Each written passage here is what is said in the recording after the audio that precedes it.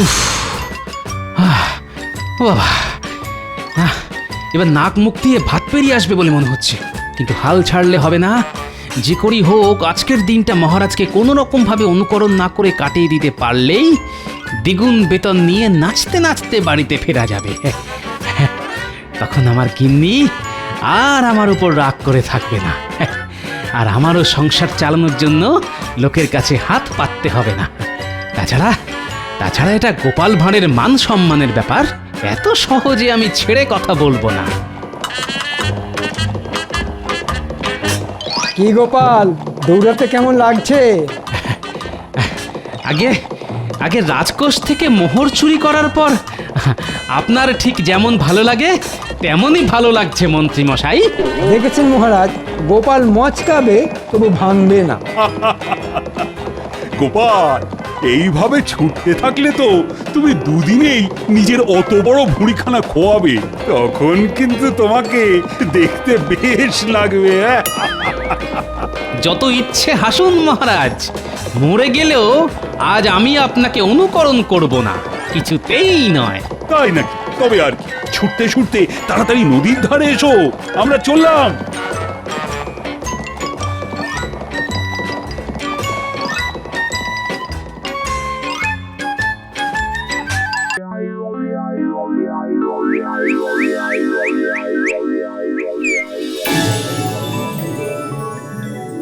কই গো, বলি কোথায় গেলে?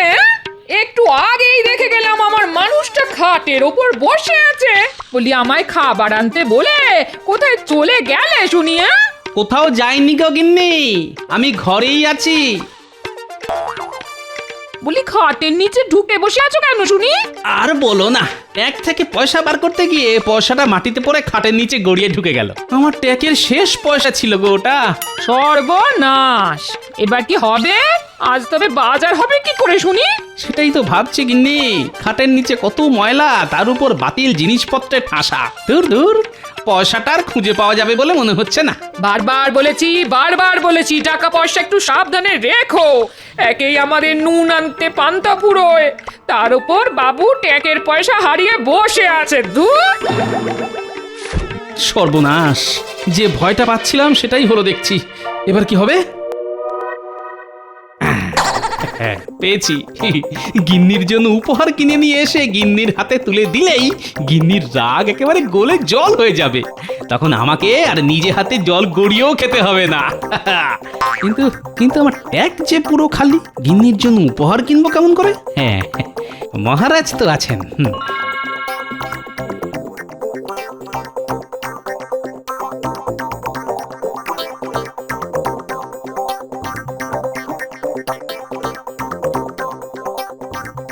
ওরে বাবারে, আজ সূর্য কোন দিকে উঠলো মহারাজ? কেন হঠাৎ এই প্রশ্ন কেন মন্ত্রী?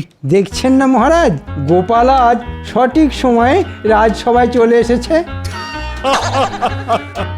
তাই তো দেখছি। কি গোপাল, আজ সময় মতন রাজসভায় চলে এলে যে? গিন্নি বুঝি তোমাকে বাড়ি থেকে তাড়িয়ে দিয়েছে? আগে ঠিকই ধরেছেন মহারাজ, তাই আমি আপনার কাছে এসেছি মহারাজ। যদি কিছু পয়সা হবে না। হ্যাঁ? ঠিক শুনেছ তুমি, আমি তোমাকে একটা পয়সাও দেব না। তুমি শুধু পয়সা লোভেই রাজসভায় আসো গোপাল। ঠিক হয়েছে, ঠিক হয়েছে। কে বলেছে? কে বলেছে মহারাজ আমি শুধু পয়সার লোভে রাজসভায় আসি? আমি হলাম গোপাল ভাঁড়। আমি কতবার আমার বুদ্ধির জোরে এই রাজ্যটাকে বাঁচিয়েছি, সেসব কথা কি আপনি ভুলে গেলেন মহারাজ? ভুলে আমি যাইনি গোপাল, আমার সব মনে আছে। কিন্তু আমি যে তোমাকে এমনি এমনি একটা পয়সাও দেব না। দেওয়ার আগে একবার তোমাকে বাজিয়ে দেখে নেব তোমার বুদ্ধির ধার আগের মতোই আছে কিনা। মহারাজ, আমি বলি কি, আপনি গোপালকে এবার রাজসভা থেকে বহিষ্কার করে দিন। গোপালকে বসিয়ে বসিয়ে আর কতদিন বেতন দেবেন? হ্যাঁ, ঠিক বলেছ মন্ত্রী, ঠিক। গোপালের বুদ্ধির জোর আর আগের মতন নেই। আগে গোপাল নিজের বুদ্ধির জোরে সব নতুন নতুন কাজ করত, আর এখন আগে এটা আপনার ভুল ধারণা মহারাজ। গোপালের বুদ্ধি সেই আগের মতোই আছে, আর গোপাল ভাঁড়ের নিজস্বতা হলো গোপাল নিজের বুদ্ধিতে চলে, কাউকে অনুকরণ করে না। উল্টে সবাই গোপালকে অনুকরণ করে মহারাজ। তাই না, গোপাল কাউকে অনুকরণ করে না, উল্টে সবাই গোপালকে অনুকরণ করে। আচ্ছা বেশ, তুমি যদি তোমার এই কথার প্রমাণ আমাকে দিতে পারো, তাহলে আমি তোমাকে এই মাসেই দ্বিগুণ বেতন দেব। আর গোপাল যদি নিজের কথায় প্রমাণ দিতে না পারে তাহলে গোপালের আগামী 5 মাসের বেতন কেটে নেওয়া হবে। কি গোপাল, রাজি তো? একটা অন্যরকম গন্ধ পাচ্ছি বলে মনে হচ্ছে। মহারাজ কি জেনে বুঝে আমার বুদ্ধির পরীক্ষা নিচ্ছেন? বলো গোপাল, বলো। আমি রাজি মহারাজ, বলুন আমাকে কি করতে হবে। বেশ, তাহলে একদিন আমি আর তুমি পাশের রাজ্যের জঙ্গলে ভ্রমণে যাব, এবং যাব খালি হাতে। তোমাকে আমার সঙ্গে গোটা একদিন কাটাতে হবে। আমি সারাদিন যে যে কাজ করব, তোমাকে তার উল্টোটা করতে হবে। আমাকে কিন্তু অনুকরণ করলে চলবে না। বেশ, তাহলেই আমি জিতে যাব। না না না, তাহলে তো টক্কর সমান সমান হবে। জিততে হলে তোমাকে এমন কাজ করতে হবে যেটা আমি অনুকরণ করব। তুমি যে কাজটা করবে সেটা আমাকে অনুকরণ করাতে পারলেই তুমি জিতে যাবে গোপাল। কারণ একটু আগেই তুমি বলেছ গোপাল কাউকে অনুকরণ করে না, উল্টে সবাই গোপালকে অনুকরণ করে। তবে আর দেরি কেন, আজই চলুন না মহারাজ, আমিও যাব আপনাদের সঙ্গে। একজন নিরপেক্ষ মানুষ তো লাগবেই বিচার করার জন্য। বেশ, তবে আজকেই চলো। সেনাপতি, এক্ষুনি ঘোড়া বার করো। আমরা সবার প্রথমে নদীর ধারে যাব। এক্ষুনি যাচ্ছি মহারাজ। মহারাজ যখন ঘোড়ায় চেপে যাবেন তখন আমি পায়ে হেঁটে যাব, না হলে তো মহারাজকে অনুকরণ করা হয়ে যাবে। আমি চললাম মহারাজ, নদীর ধারে পৌঁছে আপনার সঙ্গে দেখা হবে।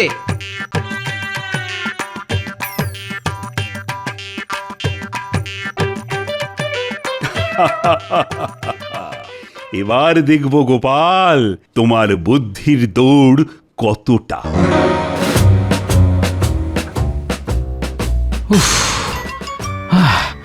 বাবা, এবার নাক মুখ দিয়ে ভাত পেরিয়ে আসবে বলে মনে হচ্ছে, কিন্তু হাল ছাড়লে হবে না। যে করি হোক আজকের দিনটা মহারাজকে কোনো রকম ভাবে অনুকরণ না করে কাটিয়ে দিতে পারলেই দ্বিগুণ বেতন নিয়ে নাচতে নাচতে বাড়িতে ফেরা যাবে। তখন আমার গিন্নি আর আমার উপর রাগ করে থাকবে না, আর আমারও সংসার চালানোর জন্য লোকের কাছে হাত পাততে হবে না। তাছাড়া এটা গোপাল ভাঁড়ের মান সম্মানের ব্যাপার, এত সহজে আমি ছেড়ে কথা বলবো না। কি গোপাল, দৌড়াতে কেমন লাগছে? আগে রাজকোষ থেকে মোহর চুরি করার পর আপনার ঠিক যেমন ভালো লাগে তেমনই ভালো লাগছে মন্ত্রী মশাই। দেখেছেন মহারাজ, গোপাল মচকাবে তবু ভাঙবে না। গোপাল, এইভাবে ছুটতে থাকলে তো তুমি দুদিনেই নিজের অত বড় ভুঁড়িখানা খোয়াবে। তখন কিন্তু তোমাকে দেখতে বেশ লাগবে। যত ইচ্ছে হাসুন মহারাজ, মরে গেলেও আজ আমি আপনাকে অনুকরণ করব না, কিছুতেই নয়। তাই নাকি? তবে আর কি, ছুটতে ছুটতে তাড়াতাড়ি নদীর ধারে এসো, আমরা চললাম।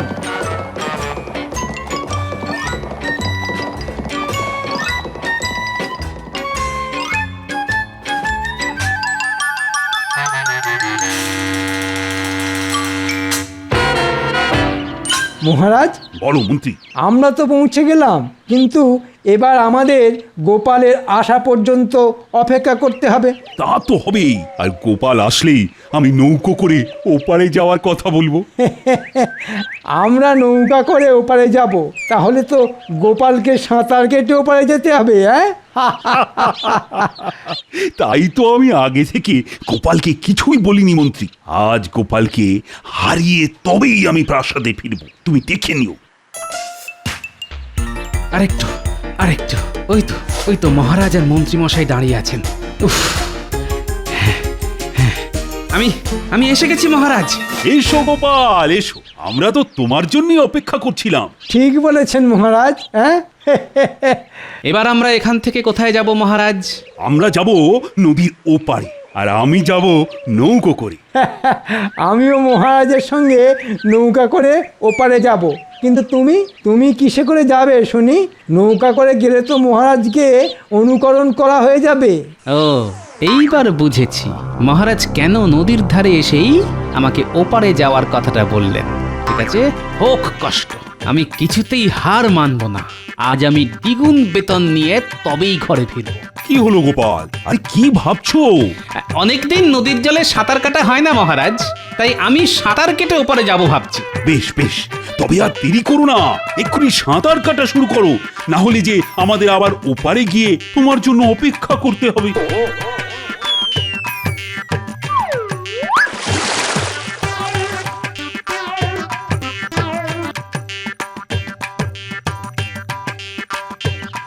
মহারাজ, গোপালকে দেখে মনে হচ্ছে গোপাল এত সহজে হার মানবে না। যাই হয়ে যাক, গোপাল আপনাকে কিছুতেই অনুকরণ করবে না। তাহলেও গোপাল জিততে পারবে না মন্ত্রী। গোপালকে জিততে হলে এমন কিছু করতে হবে যেটা আমি অনুকরণ করি, আর আমি মরে গেলেও গোপালকে অনুকরণ করব না। ওই দেখুন মহারাজ, গোপাল অনেক দূর এগিয়ে গেছে। এবার আমরাও যাই, চলুন। হ্যাঁ হ্যাঁ, চলো চলো।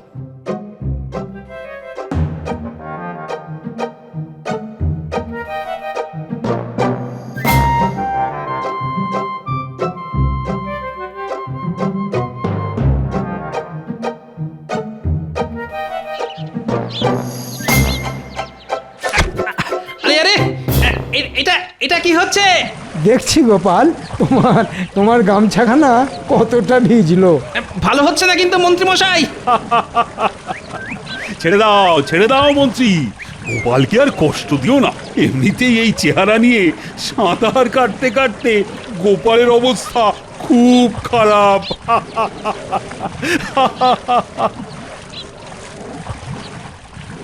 হাসুন হাসুন, যত খুশি হাসুন, এরপর যে আপনাদের কাঁদতে হবে।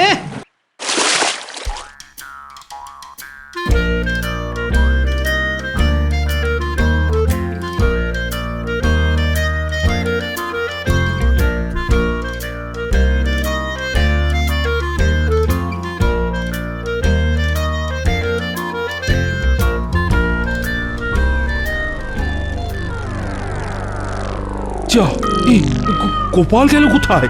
মাঝ নদীতে গোপাল ডুবে যায়নি তো? না না না, তা কি করে হয়? ও, ও, ওই তো গোপাল আসছে। সেই শয়তান এত সহজে মরে গেলে তো ল্যাটটা চুকেই যাবে। আমি এসে গেছি মহারাজ।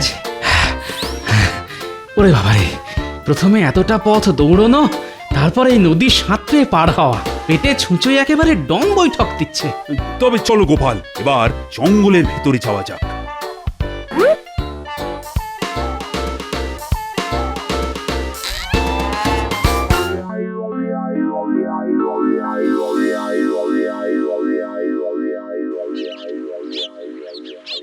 মহারাজ, এবার আমরা কি করব? অনেক দূরের পথ পেরিয়ে এই জঙ্গলে এসেছি, তাই আজ আমরা সন্ধে পর্যন্ত এই জঙ্গলেই থাকবো। মহারাজ, সকালে তাড়াহুড়োর চোটে বাড়ি থেকে কিছু খেয়ে আসতে পারিনি। আমার বড্ড খিদে পেয়েছে। তবে এক কাজ করো মন্ত্রী, আশেপাশে অনেক ফল গাছ আছে দেখছি, তুমি গিয়ে আমাদের সবার জন্য বেশি বেশি করে ফল পেড়ে নিয়ে এসো তো। আমি আর গোপাল ততক্ষণ এই গাছের ছায়ায় বসে একটু জিরিয়ে নিই। আচ্ছা মহারাজ, আমি এক্ষুনি যাচ্ছি।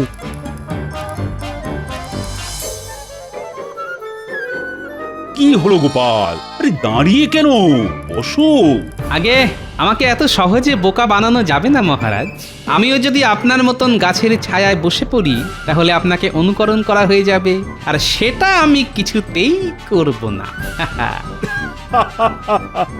বেশ, তবে দাঁড়িয়েই থাকো। আর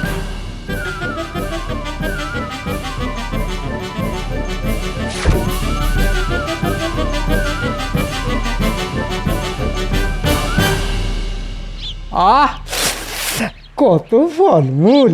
যেদিকেই তাকাই সেদিকেই পাকা পাকা ফল। কিন্তু এর একটাও আমি গোপালের পেটে যেতে দেব না।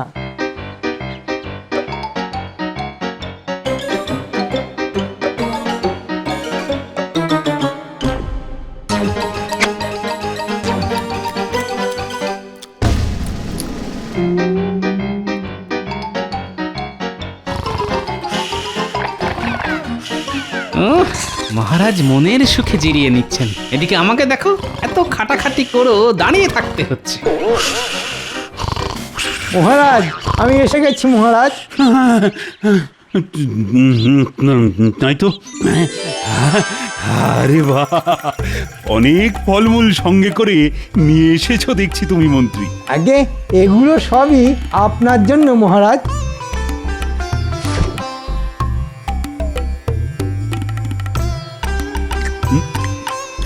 না না, আমি একা এত ফলমূল খেতেই পারবো না।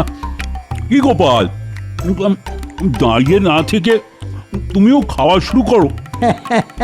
না গোপাল, খাও। মহারাজ তো আগেই খাওয়া শুরু করে দিয়েছেন, তুমিও শুরু করো। আপনারাই খান, পেট ভরে খান, আমার খিদে নেই। সে কি, এতটা পথ হেঁটে ছুটে সাঁতার কেটে এলে আর এখন বলছো খিদে নেই? আছে আছে, গোপালের খুব খিদে আছে, খাচ্ছে না শুধু ওই দ্বিগুণ বেতনের লোভে।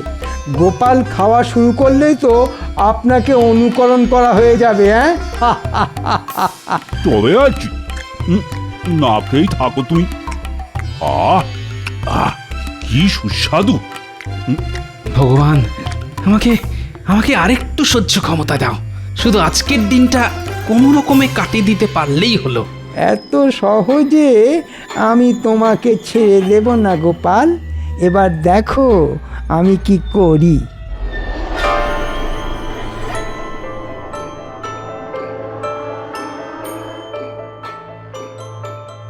মহারাজ, বলো মন্ত্রী। সকাল থেকে তো অনেক চেষ্টাই করলাম আমরা, কিন্তু গোপালকে তো কিছুতেই অনুকরণ করানো গেল না। হ্যাঁ, সেটাই তো ভাবছি মন্ত্রী। এবার এমন কিছু একটা করতে হবে যাতে গোপাল আমাকে অনুকরণ করতে বাধ্য হয়। কিন্তু কি করবেন মহারাজ? এই দেখো মন্ত্রী। ওটা তো একটা মৌচাক মহারাজ। আরে কাছে এসো। মতলবটা ভালো ঠেকছে না, আমাকে আবার নতুন কোনো সমস্যায় ফেলার চেষ্টা করছেন। দারুণ বুদ্ধি মহারাজ, এবার গোপাল বুঝবে ঠেলা।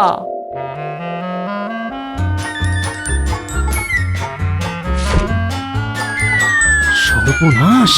মহারাজ আগেই ছুটে পালিয়েছেন গোপাল, এবার ভাবো তুমি কি করবে। ওরে বাবারে, মরে গেলেও আমি এখান থেকে পালাবো না। মহারাজকে আমি কিছুতেই অনুকরণ করব না। দেখো মন্ত্রী, দেখো গোপাল দাঁড়িয়ে দাঁড়িয়ে কেমন মৌমাছির কামড় খাচ্ছে। মহারাজ, গোপালের ভীষণ জেদ। গোপাল যখন একবার ঠিক করেছে যে ও আপনাকে অনুকরণ করবে না, তখন মরে গেলেও সেটা করবে না। তাই তো দেখছি মন্ত্রী, গোপাল যদি নিজের সিদ্ধান্তে অনড় থাকতে পারে তাহলে আমিও পারব। না, অনেক হয়েছে, আর নয়। এবার আমাকে আমার মোক্ষম চালটা চেলে জিতে বেরিয়ে আসতেই হবে। মহারাজকে আর সুযোগ দেওয়া চলবে না। উফ, এই সময় আমার বাড়ির বিছানাটা খুব দরকার ছিল। একেই সারা গায়ে ক্লান্তি, একটু জমিয়ে ঘুম দিতে পারলেই বুদ্ধিটা খুলে যেত।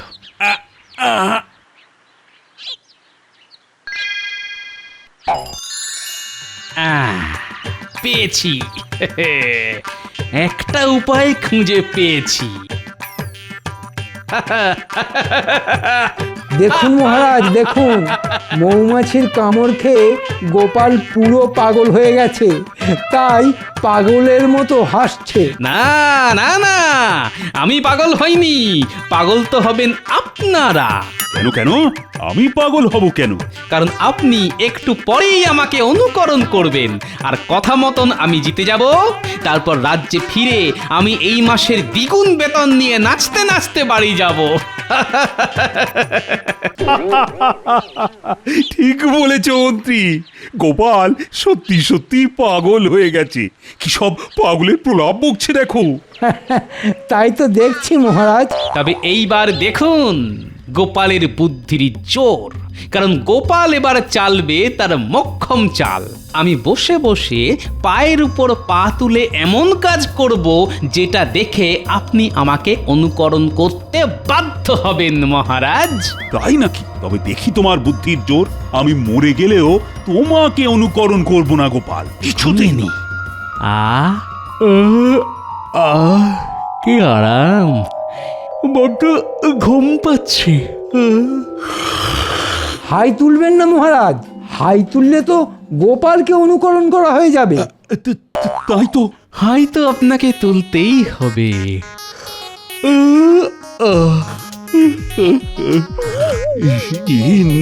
না না, আমি কি করলাম? এ কি করলেন মহারাজ? আমিও তো হাই তুলে ফেললাম। এই তো মহারাজ আমাকে অনুকরণ করেছেন। হায় হায় হায়, আমি কি করলাম? জেনে শুনে গোপালকে অনুকরণ করলাম। অনুকরণ তো আপনাকে করতেই হতো, কারণ আপনার সামনে কেউ বড় বড় হাই তুলছে সেটা দেখে আপনি হাই তুলবেন না, এ যে অসম্ভব ব্যাপার। ছোট থেকে শুনে আসছি হাই তোলা বড্ড ছোঁয়াচে, আর আজ সেটা নিজের চোখে দেখলাম। হ্যাঁ, গোপাল, তোমার পিঠে পিঠে এত বুদ্ধি! আমার নাম গোপাল ভাঁড়, আর বলেছিলাম না মহারাজ, গোপাল কাউকে অনুকরণ করে না, উল্টে সবাই গোপালকে অনুকরণ করে। চা তো কোথা থেকে কি হয়ে গেল কিছুই বুঝতে পারলাম না। মহারাজ, এবার যেমনটা কথা ছিল তেমনটা হোক। চলুন আমরা রাজ্যে ফিরে যাই। দ্বিগুণ বেতন নিয়ে আমাকে একবার বাজারে যেতে হবে। তাই হবে গোপাল, তোমাকে যখন একবার কথা দিয়েছি তখন কথা আমি রাখবই। আর আমি জানি লোহা ফেলে রাখলে জং ধরে যায়, কিন্তু গোপাল ভাঁড়ের বুদ্ধিতে কোনোদিনও মরচে ধরবে না। ঠিক বলেছেন মহারাজ। এই নাও গোপাল, তোমার এই মাসের দ্বিগুণ বেতন। ধন্যবাদ মহারাজ, এইবার আমি চলি।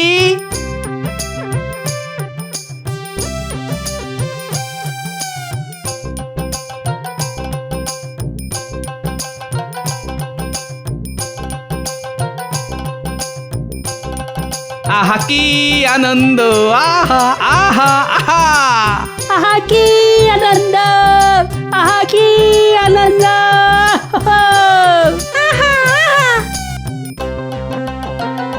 এই এই, তোরা আমাকে অনুকরণ করছিস কেন রে? আরে বড়দের অনুকরণ করেই তো বাচ্চারা বড় হতে চায় গোপাল দাদু। আর তুমি হলে আমাদের একমাত্র দাদু, আমরাও বড় হয়ে তোমার মতনই হতে চাই গোপাল দাদু। তা ঠিক, মাঝে মাঝে অনুকরণ করাও ভালো।